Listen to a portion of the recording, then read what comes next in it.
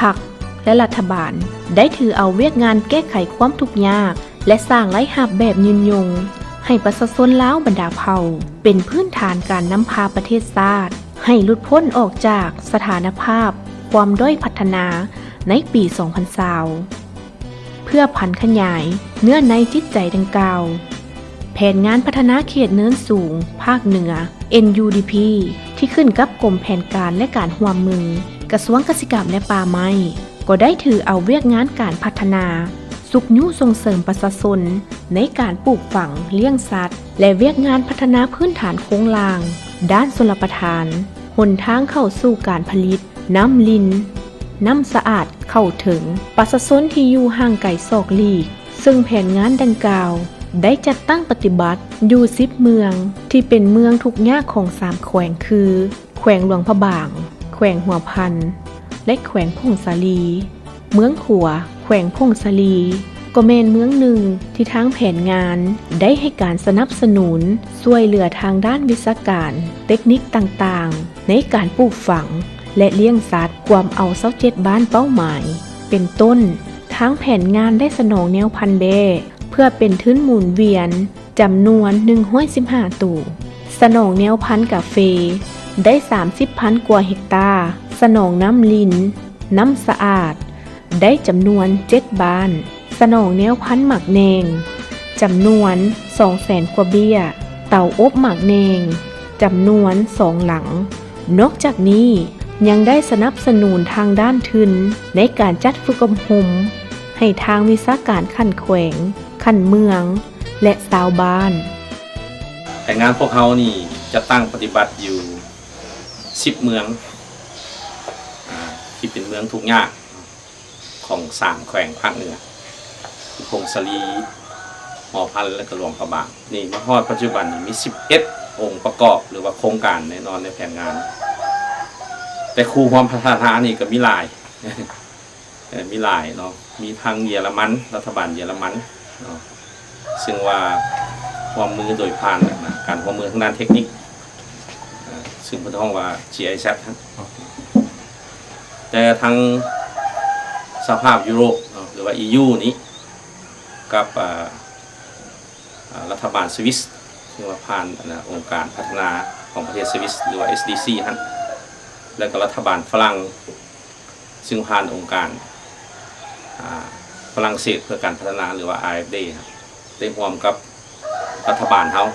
โดยเฉพาะได้มอบให้ทางกระทรวงเกษตรกรรมและป่าไม้ของเขานี้เป็นใจกลางประสานงานเนาะแต่ว่าความจริงการเฮ็ดเวียกนี่ถือว่า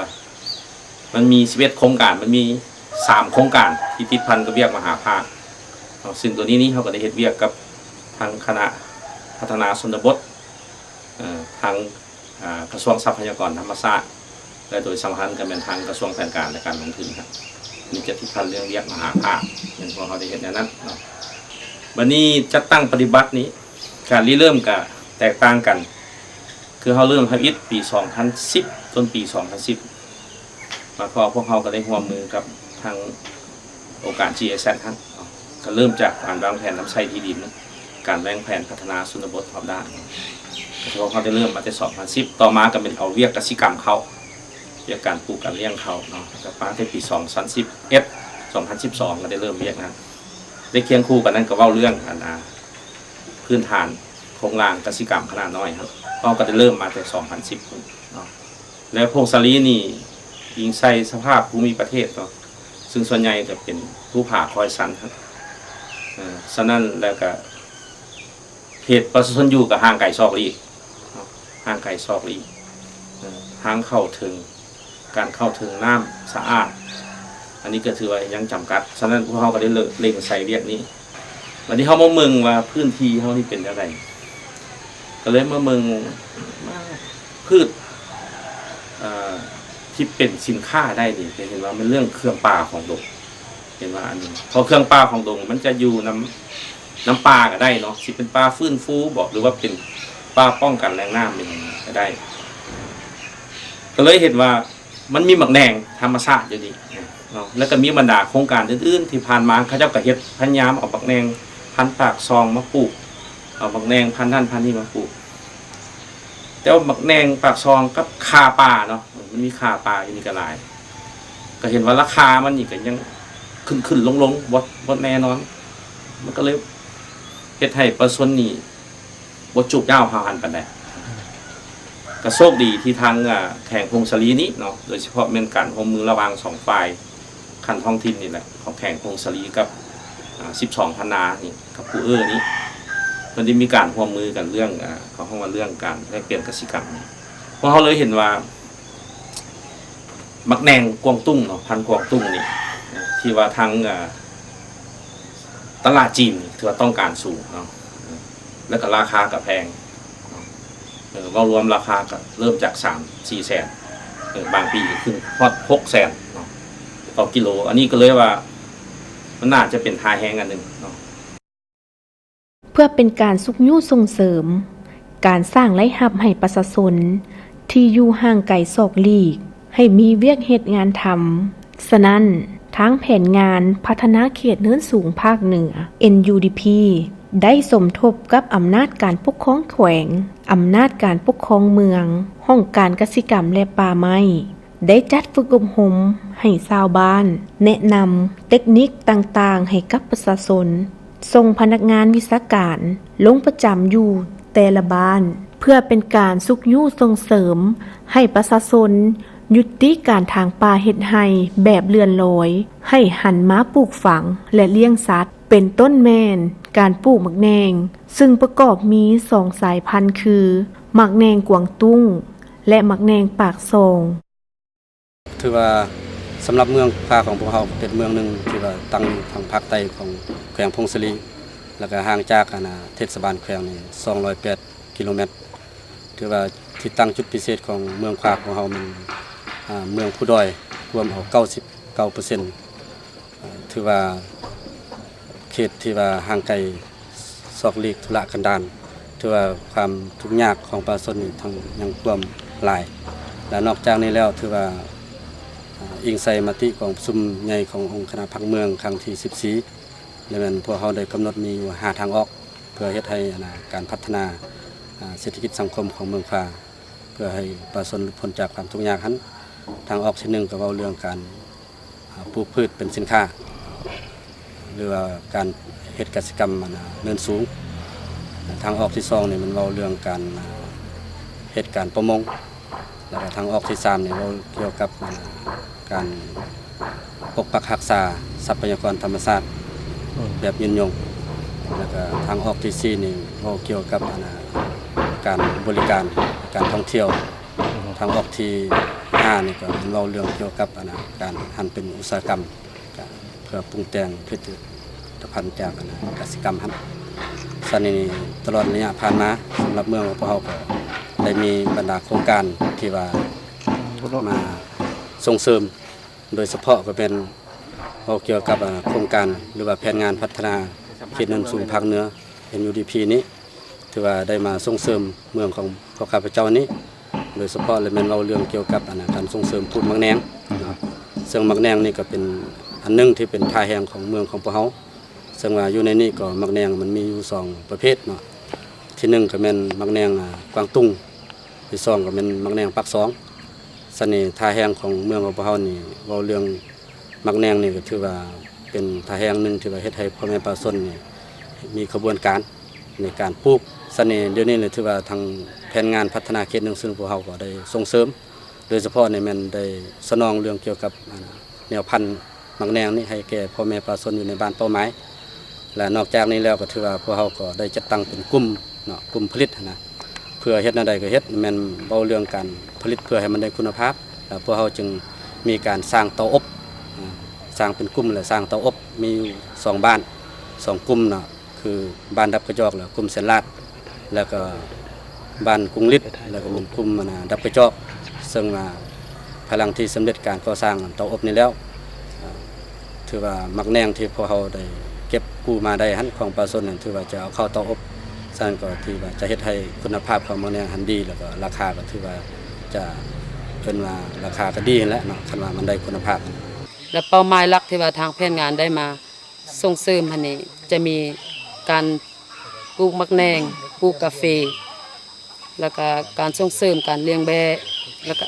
นอกจากนั้นก็มีการฝึกอบรมด้านเทคนิคต่างๆให้แก่ชาวเกษตรกรแล้วก็สร้างพนักงานฝึกอบรมภายในเมืองภายในแขวงต่างเมืองหรือต่างแขวงแต่ว่าตอนนี้เป็นทุนสนับสนุนจากแผนงานพัฒนาเขตเนินสูงจนมาถึงปัจจุบันนี้ถือว่าเวียกงานส่งเสริมการปลูกเป็นสินค้าเนี่ยก็จะมีมักแนงถือว่าได้จัดส่งอยู่ใน16บ้านเป้าหมาย2013จนมาฮอด2016ก็ถือว่ายังบ่ทันได้เก็บผลผลิตอยู่ในกลุ่มเป้าหมายของแผนงานพัฒนาเขตเนินสูงคาดว่าอีกปีหน้านี้จะได้รับผลผลิตและนอกจากนั้นก็ยังมีการส่งเสริมการปลูกกาแฟอยู่ใน10กลุ่มบ้านอยู่ใน10บ้านของ3กลุ่มภายหลังที่ปลูกแล้วก็มาในช่วงระยะต้นเดือน1เดือน2ของปี2016นี้ก็ถูกผลกระทบภัยหนาวก็เฮ็ดให้ต้นกาแฟตายไปจำนวนหนึ่งก็ยังเหลือจำนวนหนึ่งเนาะถือว่ายังสามารถรักษาได้นอกจากนั้นก็ยังมีการส่งเสริมการเลี้ยงแบะโดยที่ว่าได้จัดตั้งเป็นกลุ่มเลี้ยงแบะเนี่ยเขาจะมีระเบียบเฉพาะของกลุ่มเลี้ยงอยู่ใน3ปีได้จะหมุนเทื่อหนึ่งให้กลุ่มเลี้ยงแล้วก็ต่อไปกับบ้านอื่นและนอกจากนั้นก็ทาง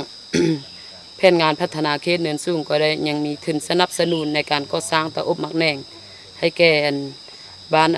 เป้าหมายที่ว่าเขาได้ลงเก็บกรรมข้อมูล PRA ในเบื้องต้นที่ว่ามีท่าแห้งในการสนองหมักแหนงเข้าในเตาอบหันถือว่าเป้าหมายในการสร้างเตาอบหมักแหนงนั่นก็อันหนึงในเพื่อสร้างความเข้มแข็งให้แก่พ่อแม่ประชาชนอันที่2ก็เพื่อให้ได้หมักแหนงที่มีคุณภาพอันที่3เนี่ยให้มีกลุ่มปลูกเพื่อว่าเป็นอย่างจริงว่ามีกลุ่มปลูกสามารถต่อรองราคากับพ่อค้ามือกลางได้เนาะเพราะว่าระยะผ่านมานี่ทางประชาชนเฮายังมีการขายแบบกระแจกกระจายถือว่ายังบ่เป็นระบบถือว่าเฮ็ดให้ราคาหมักแหนงคุณภาพของหมักแหนงตกต่ำฉะนั้นนี่ถ้าว่าผู้ใดเก่งเว้าเก่งว่าก็ขายได้ราคาแพงผู้ใดบ่เก่งในด้านนี้ก็จะเสียหัวให้แก่พ่อค้ามือกลางฉะนั้นจึงว่าได้มีการเก็บกรรมข้อมูลและจึงขอทุนสนับสนุนจากแผนงาน NUDP นี่เพื่อสร้างเตาอบนี้ให้แก่พ่อแม่ประชาชนให้ได้กลุ่มปลูกแล้วก็ให้ได้หมักแหนงที่มีคุณภาพเพื่อจะต่อรองกับพ่อค้าเพื่อสร้างรายรับให้แก่พ่อแม่ประชาชนแก้ไขชีวิตการเป็นอยู่ในปัจจุบันนี้เนาะถือว่ามาฮอดในปัจจุบันนี้ถือว่าการปลูกหมักแหนงนี่ก็ถือว่าเป็นขบวนการกว้างขวาง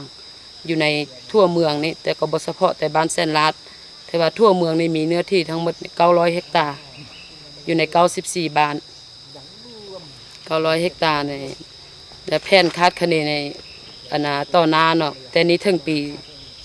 2020เนี่ยคิดว่าจะให้บรรลุอยู่ใน 1,118 เฮกตาร์ถือว่าในทั่วเมืองนั้นฉะนั้นนี่การส่งออกหมักแหนงนี่ก็เป็นสินค้าอันหนึ่งที่มีท่าแห่งให้แก่เมืองไทยเฮาเนาะเฉพาะก็แม่นเมืองขวานี่แหละเพื่อเฮ็ดให้ประชาชนลาวบรรดาเผ่ามีเวียกเฮ็ดงานทำมีรายรับที่มั่นคงสามารถลดพรการทางป่าเฮ็ดไร่แบบเลื่อนลอยให้หันมาเฮ็ดไร่และสวนคงทีโดยเฉพาะการปลูกหมักแหนงสามารถเฮ็ดให้ประชาชนมีรายรับครอบครัวหนึ่งอย่างน้อย15 ถึง 20 ล้านกีบต่อปีบางครอบครัวได้ถึง50 ถึง 60 ล้านกีบต่อปีตะกี้แต่ก่อนเนี่ยก็อาศัยแบบธรรมชาตินั่นแหละอาศัยกันเฮ็ดให้มีแต่เฮ็ดให้แล้วก็ได้เข้าไร่ก็ได้ขายเข้าผู้ที่บ่ได้เข้าไร่ก็อึดเข้าเด้ได้เงินตอนนั้นก็บ่มีจะสอกอาศัยแต่ธรรมชาติเครื่องป่าอาศัยนางเนียวดอกแคมอาศัยดอกแคมยามตัดแคมมันก็บ่มีรายทำตอนนั้นมันเพิ่นเลี้ยงสัตว์ได้เนาะแต่ว่าเฮ็ดไปเฮ็ดมาการเลี้ยงสัตว์มันก็ลดน้อยถอยลงเพราะว่าอยู่แถวนี้มันบ่เหมาะสมมาเฮ็ดไปเฮ็ดมาเพิ่นการหันอาชีพนี่เพิ่นให้ปลูกหมากแหนงนี้ทำเป็นได้แม่นโครงการแค่ได้มาส่งเสริมในปี2007เขาเอามาหมากแหนงเพียงแต่เอามาเนี่ยพันธุ์ซื่อๆมันก็บ่หลายดอกแล้วมาฮอดปี2013นี่ ทาง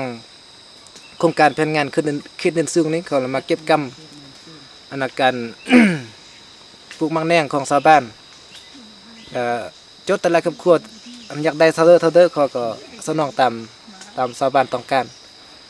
อันปลูกเดี๋ยวนี้ประมาณทั้งหมดของบ้านนี่จะมี66เฮกตาร์นะเฉพาะมังแหนงจะเก็บมากเลยแต่ว่าปีนี้มันมีน้ำกามช่วงระยะเดือน2นั้น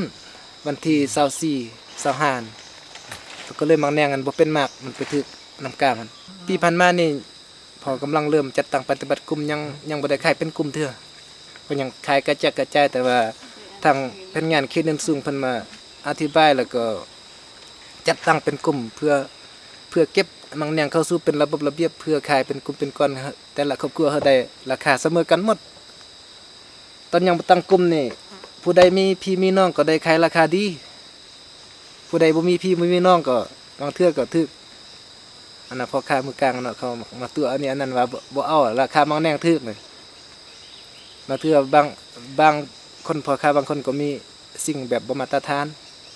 สิ่งที่เทคโนโลยีบ่ได้กวดกาตอนหน้านี้พวกเขาจะจัดเป็นกลุ่มเป็นก้อนนะการเก็บการขายการซื้อให้มันได้เสมอกันหมดครอบครัวเนี่ยนะจะตั้งเป็นกลุ่มเดียวเวลาขายนี่ตามวิชาการทางแผนงานเข้ามาฝึกนี่คุณภาพเนี่ยต้องได้เฮ็ดตามทึกวิธีอบแห้งดีแล้วก็สามารถป้าเป็นบอนนะป้าเป็นบอนหมดบ้านในป้าเป็นบอนนะกวดความซุ่มให้มันได้ห้อยสุนห้อยแล้วก็สามารถดึงดูดพ่อค้าเข้ามาเก็บซื้อพี่เลย นับแต่แผนงานพัฒนาเขตเนินสูงภาคเหนือได้ถูกจัดตั้งปฏิบัติในจำนวน27บ้านของเมืองขัวแขวงพงสาลีชีวิตการเป็นอยู่ของประชาชนลาวบรรดาเผ่าได้รับการปรับปรุงและดีขึ้นซึ่งแตกต่างกับเมื่อก่อนที่ทุกข์ยากลำบากกากกำเดี๋ยวนี้ชีวิตการเป็นอยู่ของประชาชนดีขึ้นมีรายรับจากการขายมักแนงสัตว์เลี้ยงมีถนนหนทางไปมาได้สะดวกตลอดปีและอื่นๆพร้อมทั้งเป็นการยุติการทางป่าเฮ็ดไร่และมอบดินมอบป่าให้ประชาชนคุ้มครองนำไส้อย่างยืนนานทั้งเป็นการฟื้นฟูให้มีสีเขียวมีความอุดมสมบูรณ์และมีความปกหุ่ม70ส่วนห้อยในปี2020ตามทิศชี้นำของพรรคและรัฐบาลวางออกให้ปรากฏผลเป็นจริง